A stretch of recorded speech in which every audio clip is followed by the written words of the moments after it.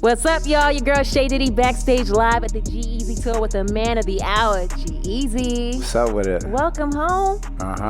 Hello.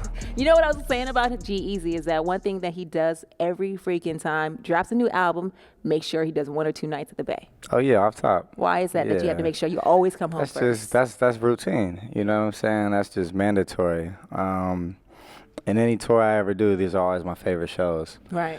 You know, it's obviously a different energy. I was gonna say that, people don't really know how to turn up like the Bay does. Nah, it's different, and it's one of those that we support our own. Right. You know, music that's from the Bay will always be the biggest in the Bay, as it should be. You know, you could travel it all around the world, all around the universe, and take it to Saturn and Jupiter and Europe and back, and you still got to come home and just tap in and just do it right how it's supposed to be done. Have you seen the reception over the last few years? Because I mean, you've done this venue, sold it out multiple times. Yeah. But have you seen the reception get bigger and bigger every time, coming home? Yeah, I think growth is essential. I'm addicted to progress and just moving forward and always trying to push the envelope and advance and progress and everything. But at the same time, consistency and longevity is also hella important. You know what I'm saying? My elders that I look at and I study are, the E40s and the Snoops and the people that,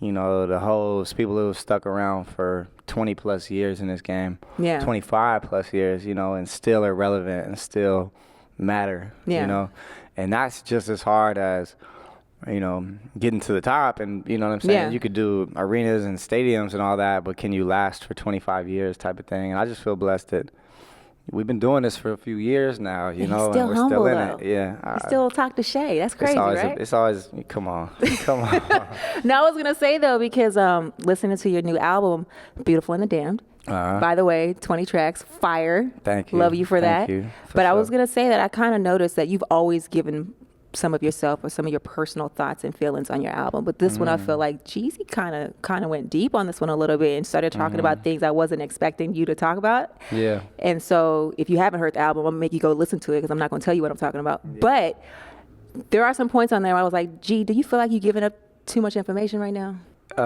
Cole said on the song, J. Cole said, "Don't give them too much you." Okay. And that line stuck with me at a point of like, as artists, we express ourselves in our music. A lot of, especially hip-hop, is autobiographical. Yeah. Because I'm speaking from a personal perspective of my story, my come up, my glory, my pain, my perspective of how I view the world, what I see. So at the same time, my job is to express myself. At the same time, my job is I'm living. You know what I'm saying? I got to maintain some me. I can't give you too much me. Sometimes it almost gets too personal and you let people in to a point of like, there's some stuff you got to keep. Right. But that's the balance of an artist. I was like, well, more power to you, because some of the things you said on there, I was like, there's no way I could personally put that out there. Just especially because some things can be polarizing. You know what I'm saying? Especially speaking out, you know what I'm saying? Shout out to you about what's going on socially or politically or whatever. I noticed it especially the most when YG and me did the FDT. F Donald Trump remix or whatever, and we were on tour all summer and we were performing together every night, and my huge screen for that song was just a big letters just saying, F Donald Trump. You said fuck it. Yeah. But you've been doing that for a while, because even when you were here last time at the Shoreline, you pretty much was like, fuck. That's what I'm talking about. Yeah. That's what I'm talking about. So, and in the Bay is one thing, but y'all gotta understand, when I get to like middle America, it's different. It's a little different, man. And I was really watching the crowd and watching people like get mad and like walk out of the venue. I'm like, are y'all crazy? Like you never wanted to grab the mic and just want to snap like, yo, you're corny? Yeah, and go bad, bro. And I did a few nights, you know what I'm saying? So it is what it is. I think our job as artists is to just, to use this microphone that we've been blessed to hold, this platform that we've been blessed enough to stand on, and just express ourselves and use our voice and be honest. That's it. So I did want to ask you, has anyone ever tried to run up on you because of that? Because I know you have serious security. I wish they would. Hell no. Don't say it like that. Now, shout out to you. So how have you been able to stay humble? Because I was just saying to you a few minutes ago, I ran into you in Las Vegas at a club, and it was hard to get close to say hello. And I saw you, you saw me, and it was like, hey, Yeah. but it's too many people over here to get over there. So like, I will always be young Gerald. That's true. That's just that. Man, sometimes I get stressed, you know, only because, you know, you get spread thin like butter on bread. Yeah. You know, it's like I'm in 90 different places at once, going from this to that to the other.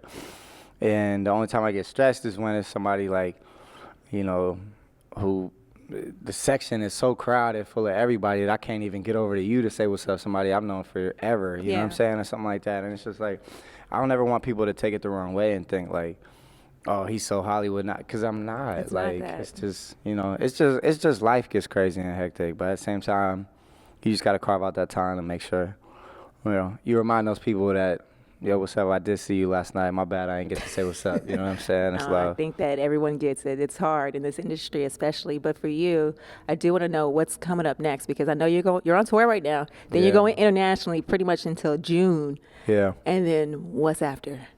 Man, what's after that? Movies? I was just gonna say big film. Oh, that would be tight. We'll see. I mean, the thing is, I would love to, you know what I'm saying, do a movie or something like that, but that's like a whole other industry and world. See you You know what I'm as your saying? own Marvel character. That's why, like, I can see G-Eazy as a superhero. I mean, we already have kids wearing the haircut and the jackets. Yeah. So Yeah. Super Gerald. I don't know. We'll see. no. We'll see. Shout out to you, by the way, for the Still House, sending those bottles Hell to the yeah. station. Off Appreciate top. you. Did you enjoy? Oh, hell yeah. For sure. The peach? Yeah, that Fire peach with is some ice. smacking. Yep. Anyway, any last words you want to say to the Bay Area? Because I know you're about to kill it tonight. Bill Graham. Man, just thank you. I'm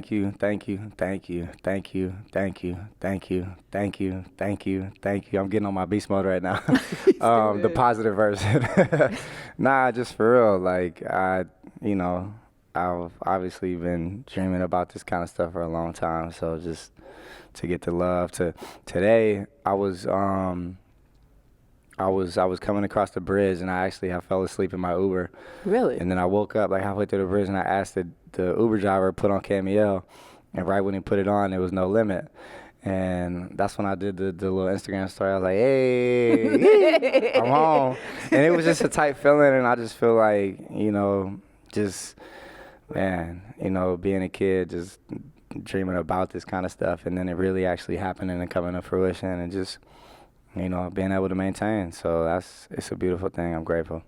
And just from us, we want to say thank you, because I remember you from when I was working on the street team, seeing him at Berkeley High, just this tall-ass white kid. I was like, yo, what the fuck?